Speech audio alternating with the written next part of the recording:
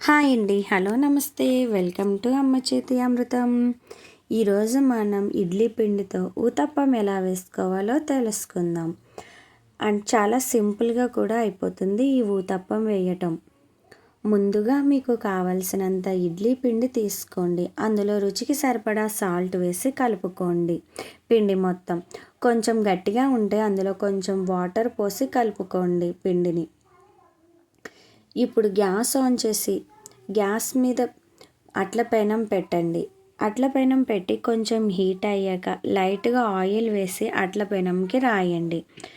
తర్వాత గరిటతో ఇడ్లీ పిండిని వేసుకొని గరిటతో కొంచెం మందంగా అట్టు వేసుకోండి. తర్వాత దాని మీద ఉల్లిపాయ ముక్కలు, అలాగే చిన్నగా కట్ చేసుకున్న పచ్చిమిర్చి ముక్కలు, అలాగే చిన్నగా కట్ చేసుకున్న టొమాటో ముక్కలు, అలాగే తురుముకున్న క్యారెట్ తురుము, తర్వాత కరివేపాకును చిన్న ముక్కలుగా కట్ చేసుకొని కరివేపాకును కూడా వేసుకోండి. మీ దగ్గర కొత్తిమీర ఉంటే అది కూడా వేసుకోండి.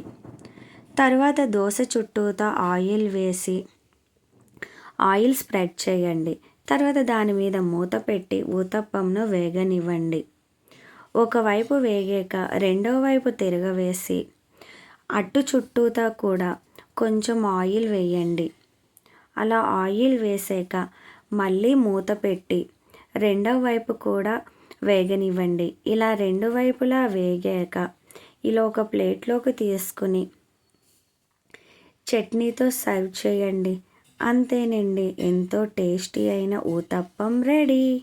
నా వీడియో కనుక మీకు నచ్చినట్లయితే నా ఛానల్ను లైక్ చేసి షేర్ చేసి సబ్స్క్రైబ్ చేయండి. Thank you.